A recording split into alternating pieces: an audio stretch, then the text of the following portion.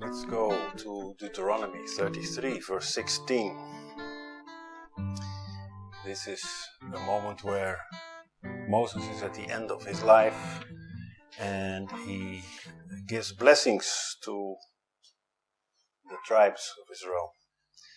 He says, "And for the precious things of the earth and the fullness thereof, and for the good will of him that dwelt in the bush, let the blessing come upon the head of Joseph, and upon the top of the head of him that was separated from his brethren."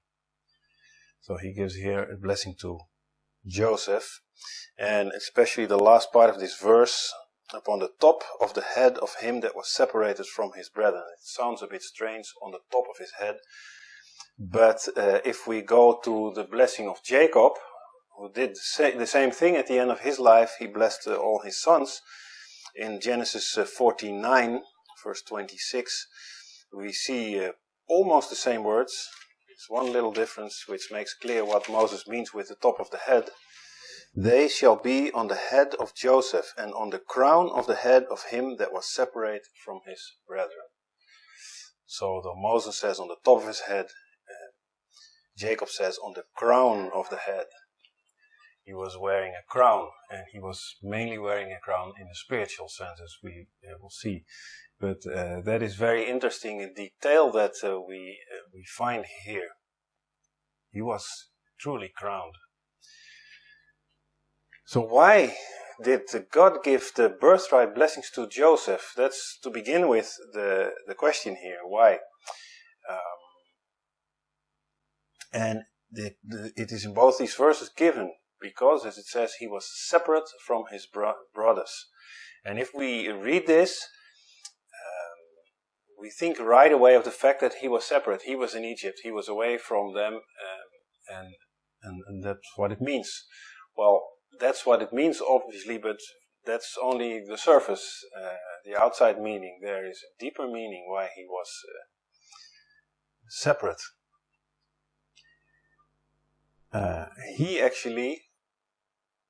He alone, from all the 12 brothers, he alone remained faithful to his God from the beginning until the very end. That made him separate, and that was actually also the deeper reason why the brothers wanted to get rid of him, because he was already separate when they were together. His two sons, Joseph's two sons, Ephraim and Manasseh, they received birthright blessings. They came on the same level as the brothers of Joseph, the sons of Jacob. Why? Because their father was separate. They were blessed because of their father. And this separation was not just a physical separation, but it was an ethical separation, and it was a moral separation. That was the real separation between Joseph and his brothers. His brothers had plotted to kill him. They were ready to kill him. And they only changed their plans because they saw the opportunity that they could sell him as a slave, and at least they would get something out of it. But apart from that, they kept this lie alive that he was dead, even to their father Jacob, and they gave their father lots of grief because of that in the autumn of his life. And also later we see when Shechem defiles Dinah, their sister, they come again with this very evil plot of greed and murder, and they commit this massacre among Shechem. It is very evil what they were doing. And they gave lots of grief to their father.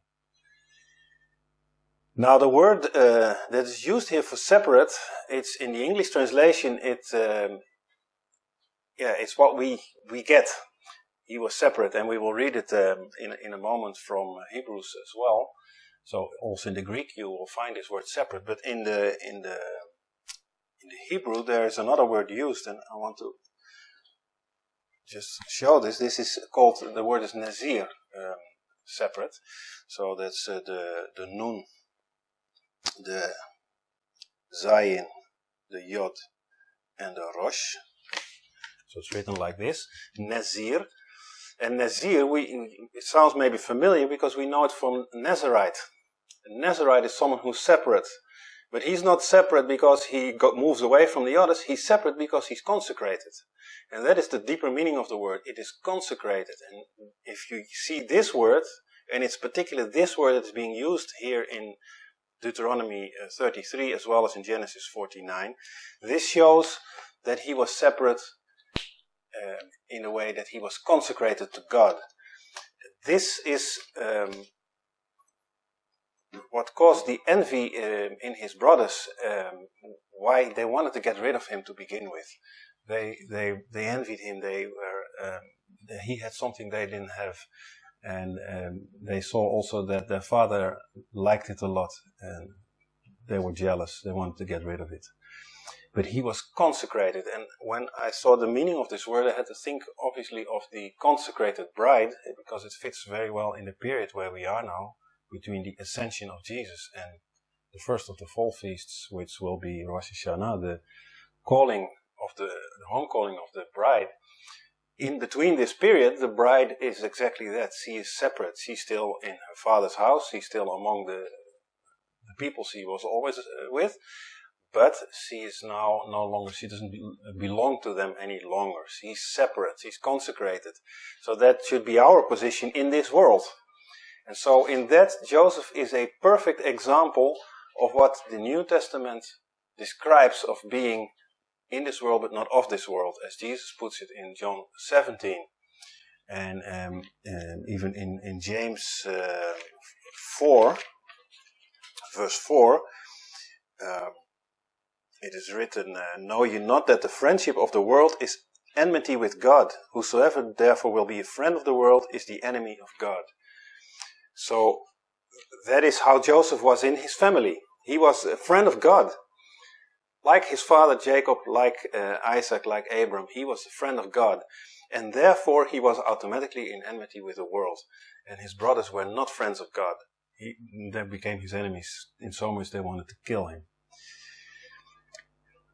So that's being consecrated. You might be physically in a place, but spiritually, morally, ethically, you are separated. That was what Joseph was. He was already separated, actually, when he was still together with his brethren. And we see it in the stories that we read about the dreams that he had. There was always this strife between him and his brothers.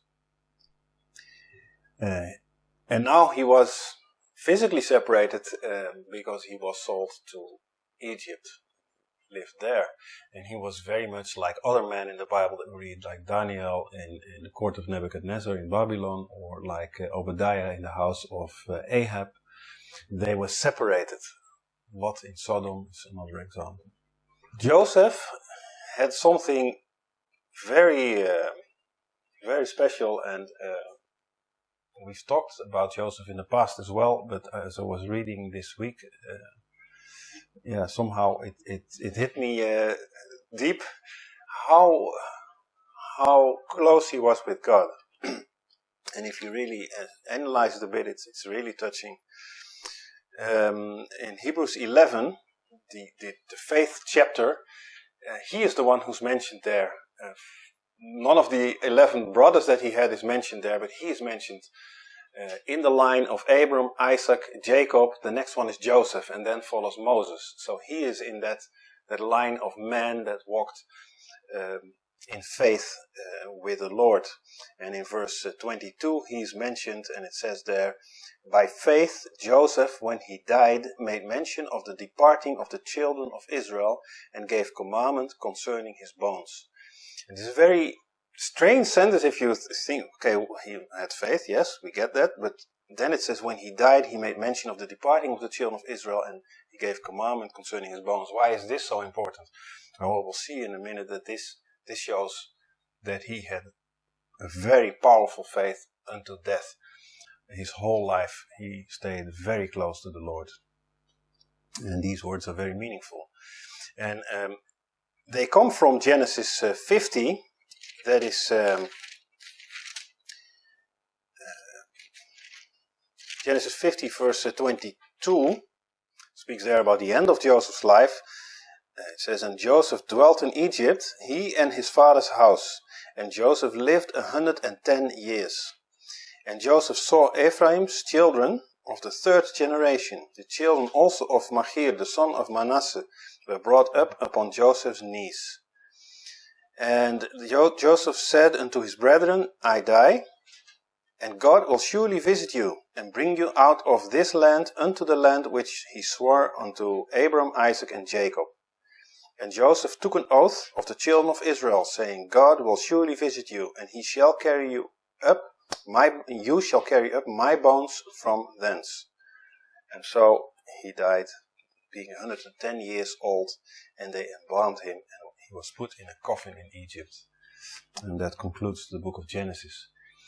And so we see here that towards the end of his life, he gives this promise to his brothers that God will visit them and that God will carry them out of Egypt. And he gives here also he makes them make an oath that they will carry out his bones. So that is what Hebrews 11 refers to.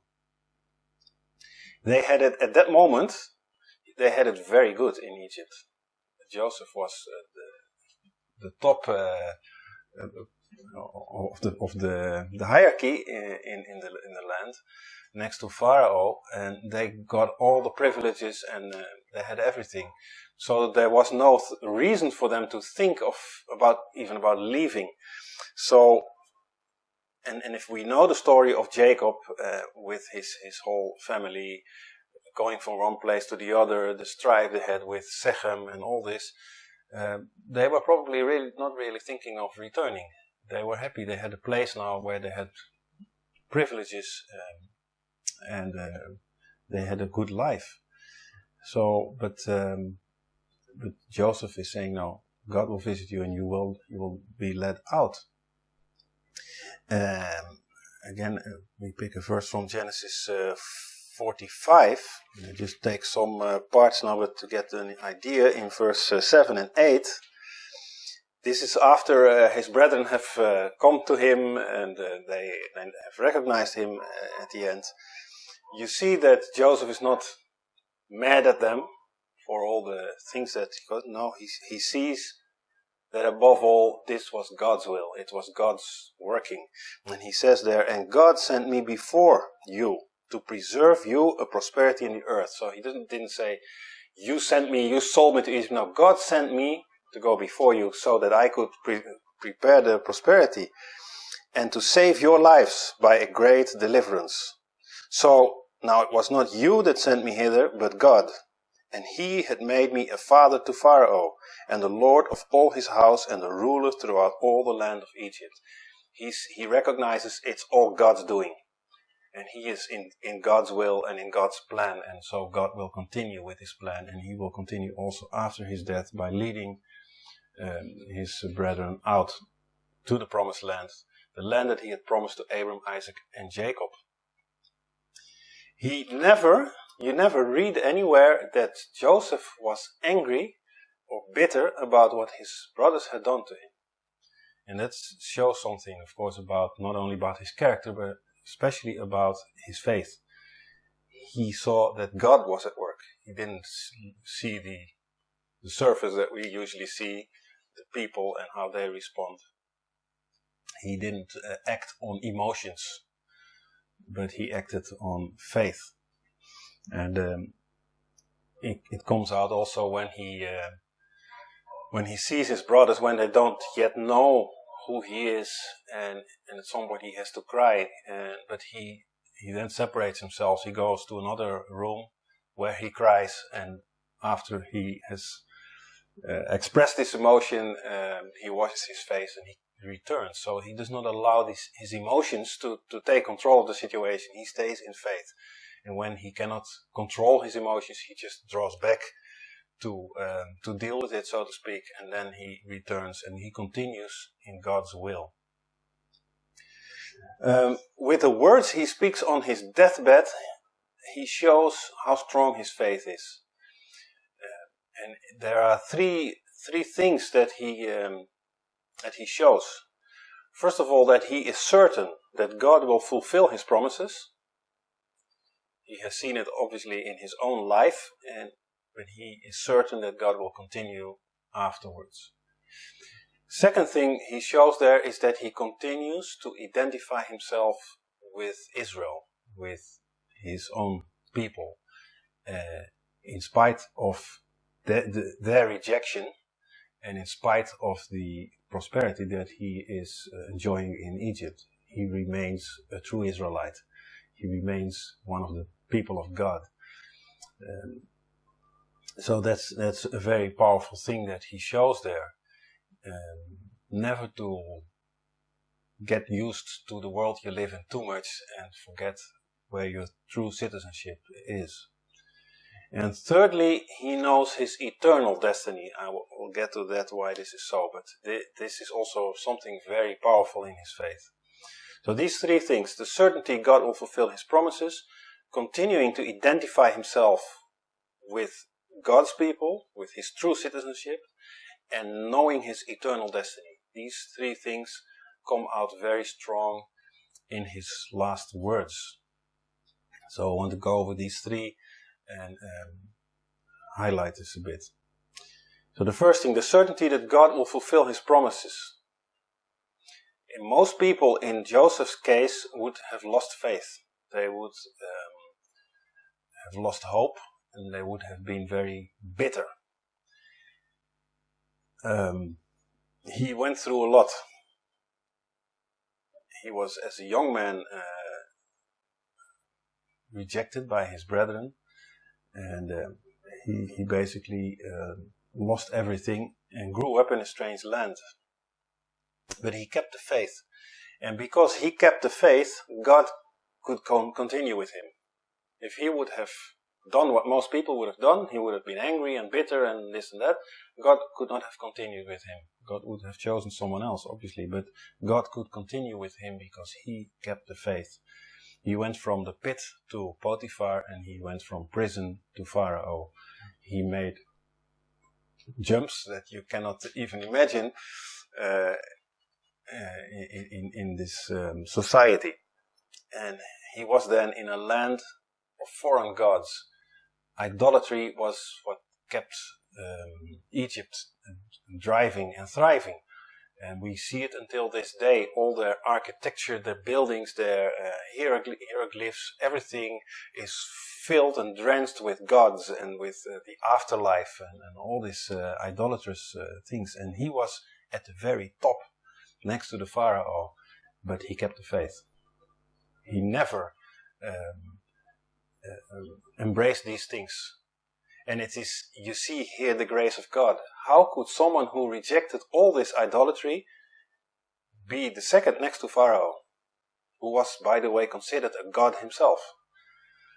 This is only grace.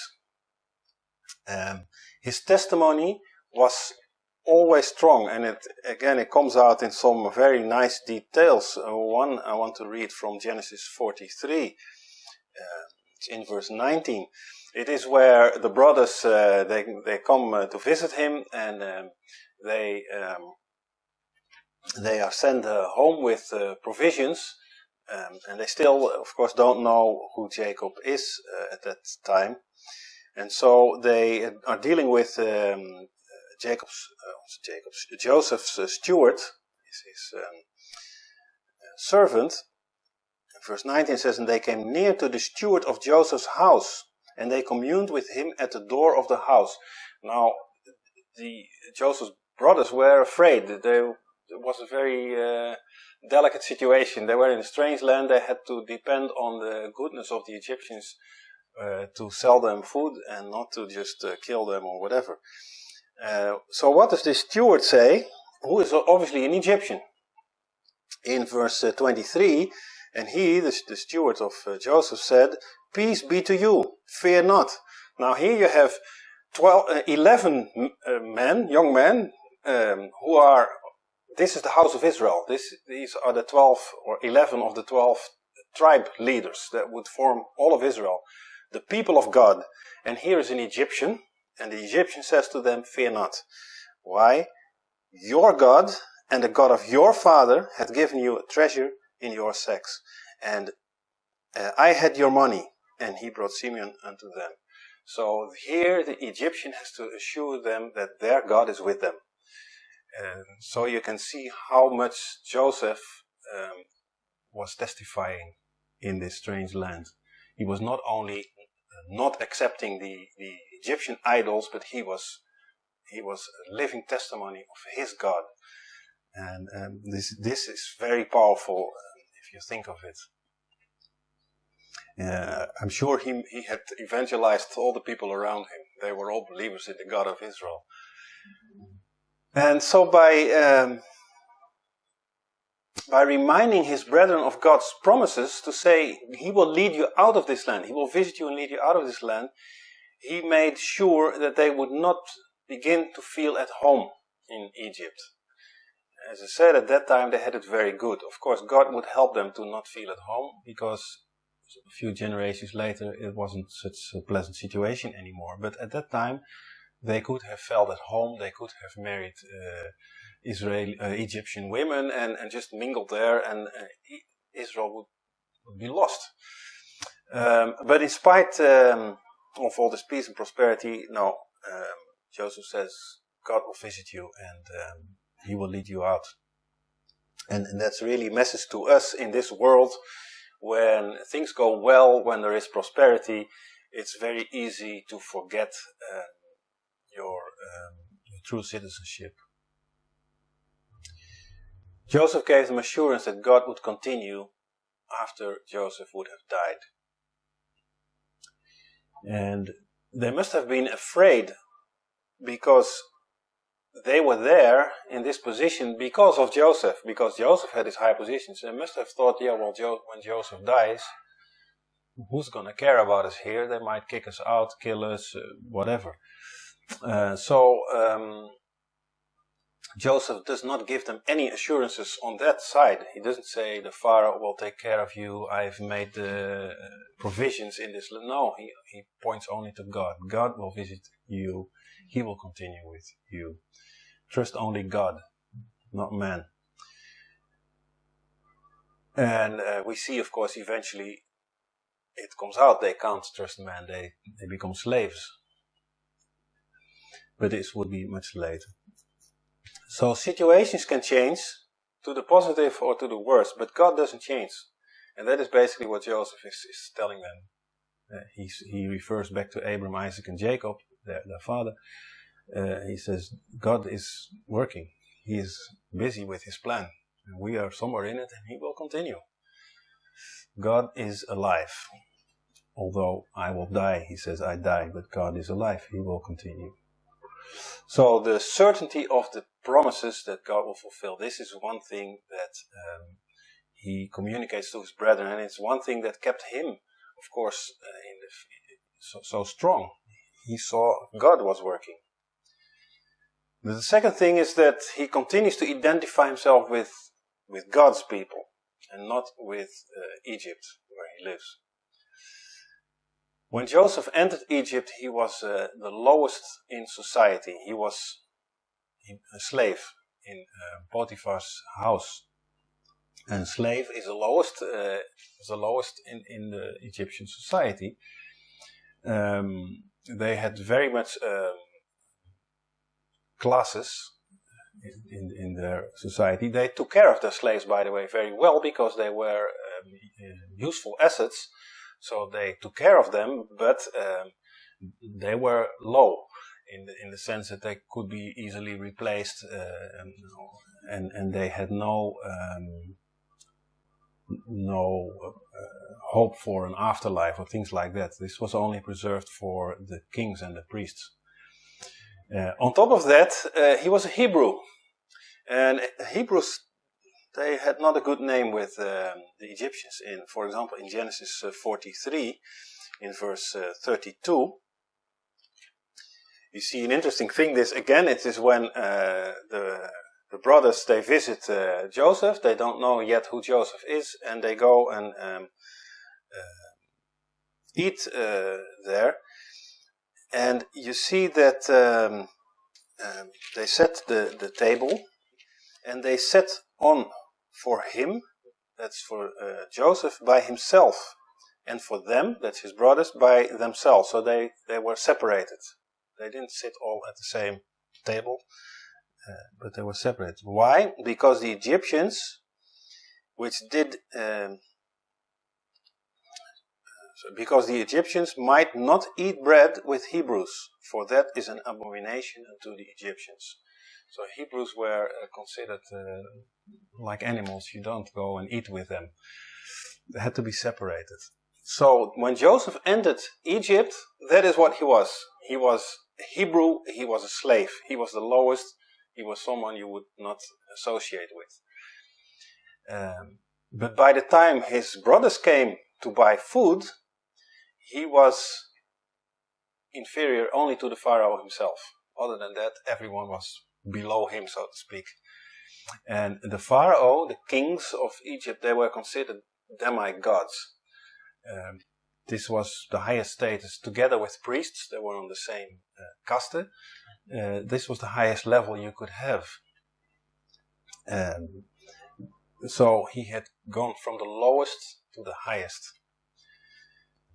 And it is still interesting, or actually it's impossible, that in spite of that, he did not believe in their religion, in their gods, in their idol, nothing. And he was testifying of his God. So it's impossible or incredible that this was possible in this position. And then he had been given Asenath, Potiphar's daughter, as his wife. Potiphar is not the same as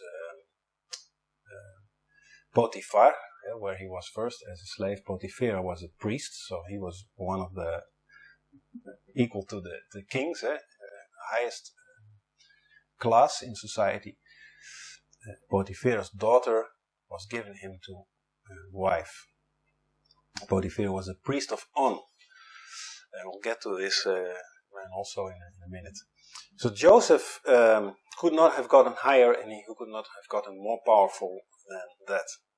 He was not called Joseph there. He was called Zaphnath Paaneah.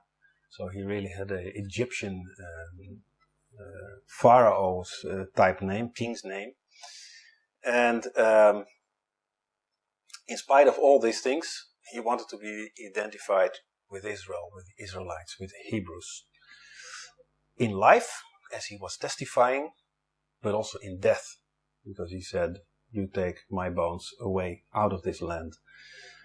He did not want to stay there, even after his death, because he didn't belong there, he knew. So it shows, this shows two things. His great love for his family, for his own kin. Quite some years had passed. He was, of course, when he came in the land, he served as a slave. When he came, was in prison. It was when the Pharaoh had his dream that he explained. And there would be 7 years of plenty, and then 7 years of famine. The 7 years of plenty had already passed, and now we were in the 7 years of famine. This is why Jacob sent his sons out to buy food, because there was famine. So over a decade, for sure, had passed already. And in all this time, we see that it seems as if he didn't care about his family. And humanly spoken, you would say that's logic, because they were ready to kill him. The only one he would maybe miss was his father, but certainly not his brethren. And in Genesis 41, in verse 51, this is when Joseph's sons are born. And Joseph called the name of the firstborn Manasseh, for God said he had made me forget all my toil and all my father's house. So all the hardships that he had gone through, but also his father's house, I've forgotten it. Now this doesn't mean he had forgotten it. It means he was no longer homesick. This was the point, which means that until that time he was homesick. He wanted to be with his family, of course. But now he was comforted because of his own family. So that is what it means. He certainly, and it comes out of course afterwards, he had not forgotten them at all. But it shows also, all his actions and his words show that he had a very tender affection for his family. He had true love for them, and he had also truly forgiven his brothers. He never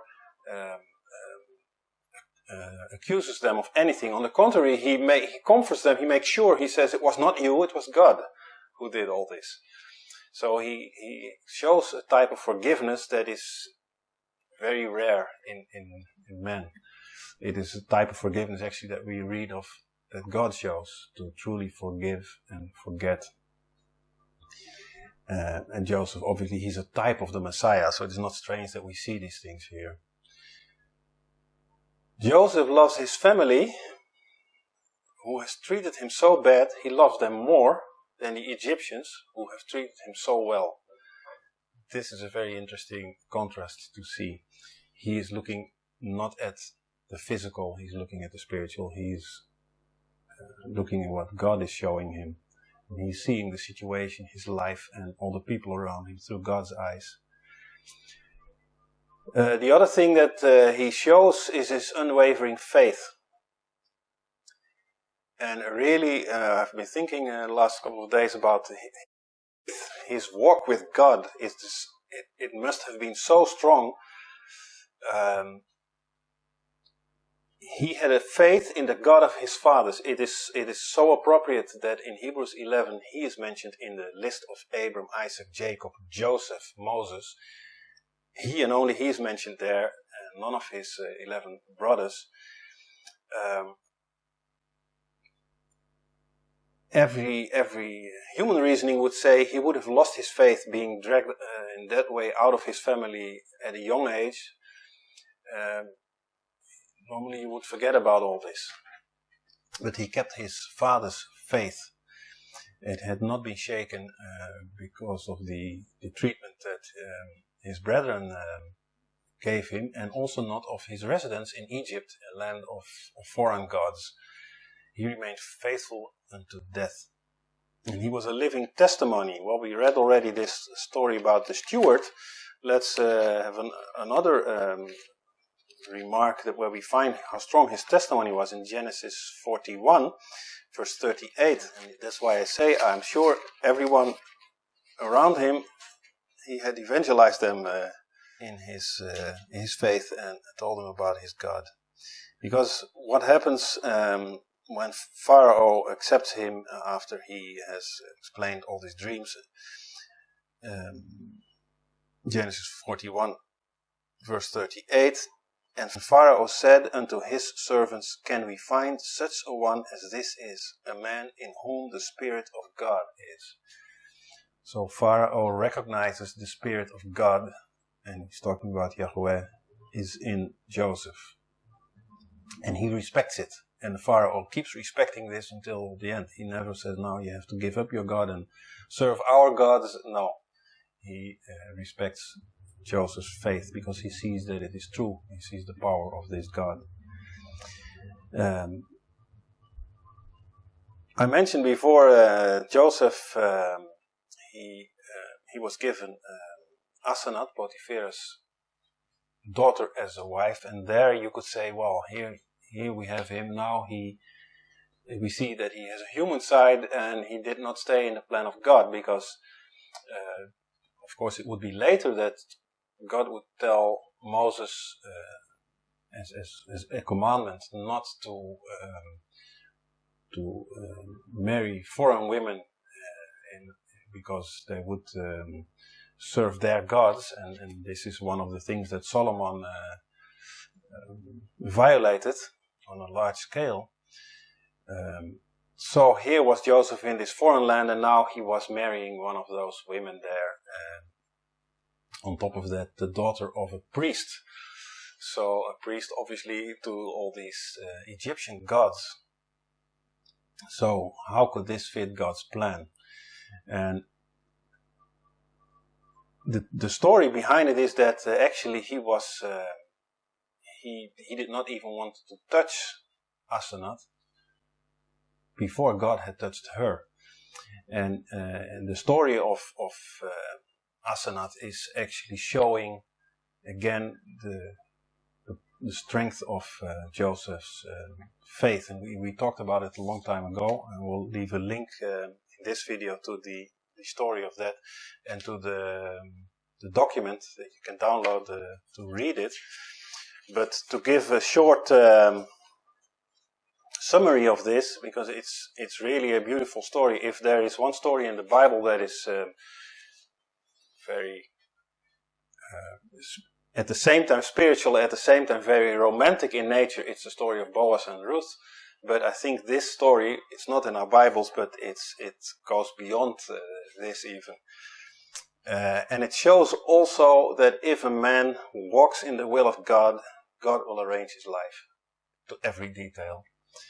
And so it's in these years of plenty that we read that Pharaoh sends Joseph throughout all the land of Egypt to visit, let's say, the farmers, to tell them that they have to collect from the abundance of their crop, the corn, and that it will be stored because of the years of famine that would come. And so Joseph goes to the country of Heliopolis, and that's the area where Potiphera, the priest, lives. He was also the most important counselor of the king of the Pharaoh. And he had his daughter Asenath. Now it says, from Asenath she was the fairest of all the virgins in all the earth. So she was a beautiful young woman, for sure. But she was also very proud. She didn't have a nice character. And she despised men. She didn't want to know anything about men because this was not. She was too good for them, so to speak. And so she lived in a what is called a strong tower. She was protected. She was away from everything, and inside this tower she had all the statues of silver and gold of all the Egyptian gods, and she was worshipping them every day. She was bringing sacrifices to them every day, and that was her life. And it says about her, she was queenly as Sarah, she was gracious as Rebecca, and she was fair as Rachel. It's interesting because it gives three characteristics of these three women that are interesting in itself, but they were obviously the wives of Abram, Isaac, and Jacob. And so Asenath will be the next in line, as Joseph is the next in line in these three men, she will be the next in line in these women, which makes sense. Then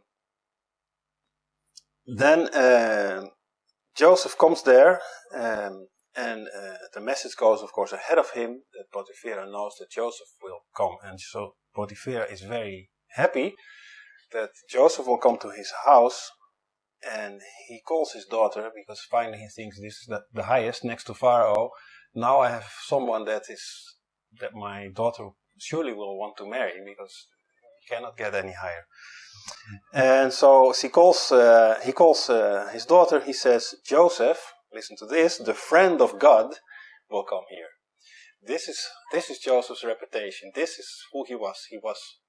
He identified himself with God, but with being of God's people, but people knew him as the friend of God, the man in whom the Spirit of God was.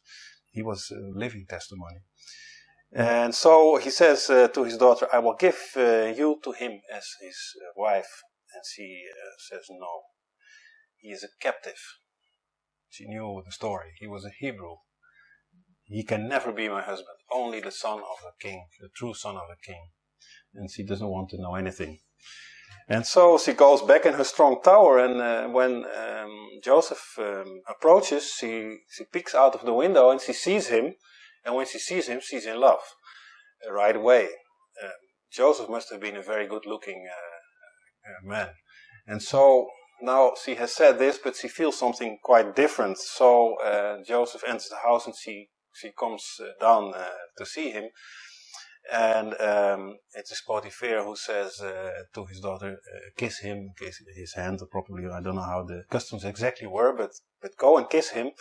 And then you see this, for sure, very beautiful young woman. She is approaching Joseph. And what does Joseph do? He stretches out his hand and he keeps her away from him. He says, it cannot be that I, a man who worships the living God, would touch someone who worships dumb and dead idols that are made by man. And so he rejects her because of this, not because of what he sees. If he would have acted on his feelings, he would probably have taken her as his wife. But no. He rejects her and he continues with the business for which he came. He talks with Potiphar and he says, I will come back after 8 days. This story is, by the way, full of very interesting types, because he comes back after 8 days. It points right away to the resurrection of Jesus Christ. It's very interesting what you see here. But anyway, he says, I will come back after 8 days. And so on the 8th day, very early in the morning, Asenat is looking out of the window. She is probably, she must have butterflies in her stomach, but this guy doesn't want her. Now finally she wants someone and he doesn't want her. But so she's looking out of the window towards the east of all directions. The east, that's not by chance. And what does she see? She sees a star. Now the star in the east is the morning star, and this is again pointing to Jesus Christ, according to Revelation 22. And she sees the heavens open and a light appear. And so it's so overwhelming, she falls to the earth, and someone descends from heaven calling her name. And she says, who are you? Or, here I am. Who are you? And he says, I am the prince of the house of God, captain of his host, rise. And then when she looks up and she looks at him, she sees someone who, it says, he looks somewhat like Joseph. And that's interesting because Joseph in every way is a type of Jesus. So who is he actually seeing? She's not seeing Joseph, but he looks somewhat like it. But he has a white raiment, he has a royal scepter, he's wearing a crown, and his face is like the lightning, his eyes like the rays of the sun, and the hair of his head like a flame of fire. So it's a very similar image that we see in Revelation when John sees as a vision of Jesus. And so it makes Asenat very afraid what she sees. She hides her face, but then the person says, rejoice, be of good cheer, because your name is written in the book of life, and it shall never be taken away. She knows nothing of this God, but here she gets a promise, you're in the book of life, and then he continues to say, you are born again this very day, and you will be new, because you will receive the bread of life and drink the wine without corruption. So you get all the elements that we find, of course, in the Last Supper and in the promises that we find in the New Testament. They are given here right to her. And he says, you will be anointed. Beauty is given thee for ashes. Your virtue shall never go from thee. So I think that's a great blessing any woman would like to hear. Your fairness shall not fail. You will be strong refuge. And so there is a story there with bees and a honeycomb. There's all details, but then this angel or appearance, he touches the honeycomb with his finger and he signs a cross on it. And where his finger touches, there is blood. So Asenat then repents of her sins, and while she's praying, the appearance is gone, and Joseph is coming to the house. And you can see the change, because before she was this arrogant, proud person. Now she runs towards Joseph. She washes his feet, so she humbles herself, and she tells him of the vision that she had, or the visitation. And Joseph is happy to hear this, but again you see something interesting. He doesn't say, I accept the offer that your father offers you as to be my wife. No, he goes back to the Pharaoh, and he asks the Pharaoh to give her as his wife. It's an interesting thing, because this is the custom that we find in the ancient biblical wedding, especially in the Hebrew wedding. If you see all these weddings, it's always the father of the groom that selects the bride. So Pharaoh was like Joseph's father. This is also what he says. He had become his father. So he goes there and he asks, can you give her as my wife? And so he talks with Potiphera, and so he is given her as his wife. So it's the same with Abram. Abram is it says he's very old. He's not able to go himself to find a wife for Isaac. So he sends his most faithful servant Eliezer. But the principle is the same. It is the father who goes or sends out a messenger to find the bride for his son.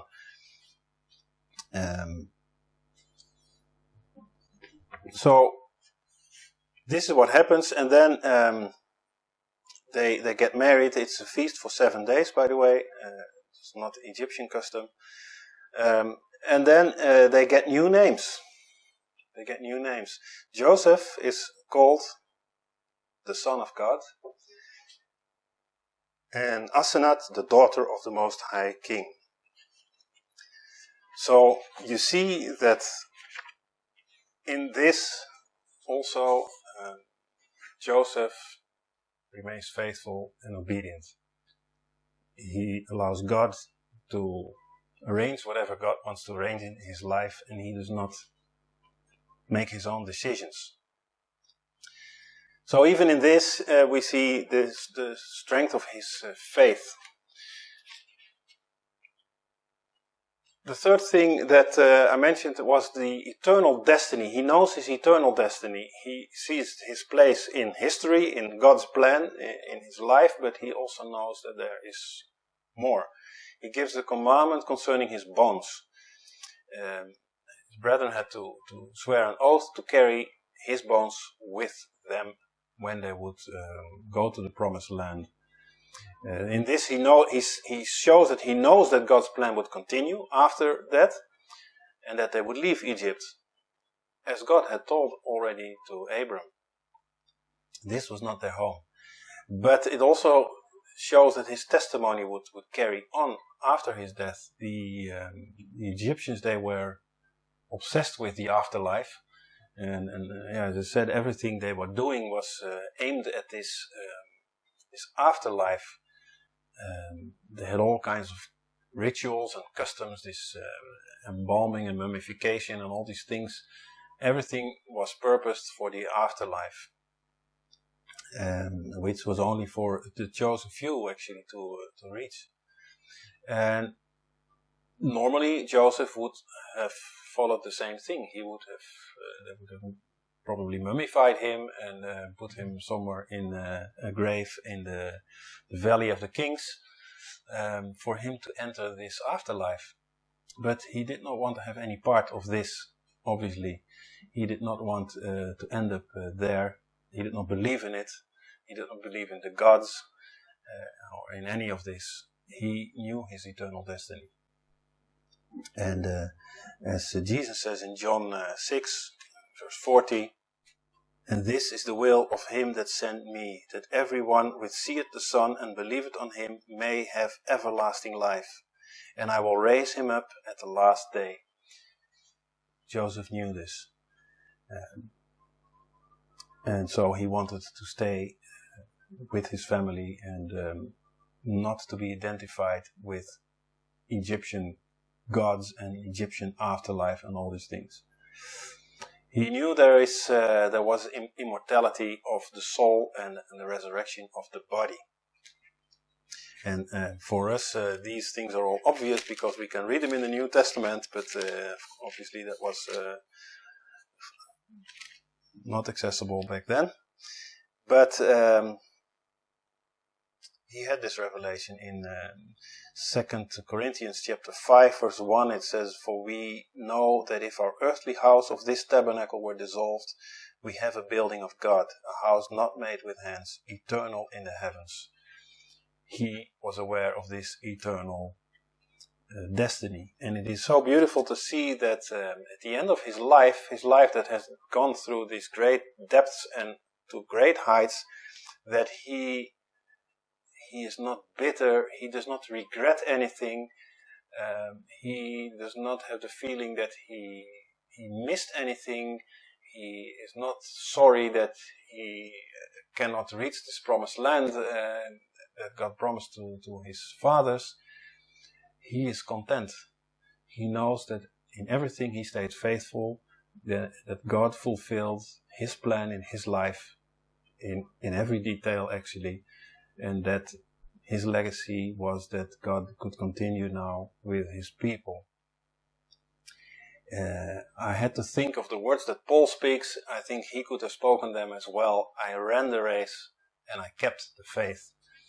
And it is really, truly very powerful. His faith is really such a good example. He's unwavering, he's uncompromising, and he's separate, he is Nazir, he is consecrated in every detail. Joseph, the son of Jacob, was a gift to Israel to bring salvation in a time of famine. That is literally what happens there. And if you see what it shows, Yeshua, the son of Joseph, who was the son also of Jacob, was a gift from Israel. He was an Israelite, and a gift of salvation to the world, as Egypt is a picture of the world. So God foreshadows in everything his plan, but he foreshadows, or he shows also what he desires of his children. To be Nazir, to be separate, to be consecrated, and to stay in the faith, no matter what. Don't allow the situation to take control, don't allow emotions to take control. Always seek the Lord, stay in his plan, and he can continue, no matter how dire it may seem and how impossible.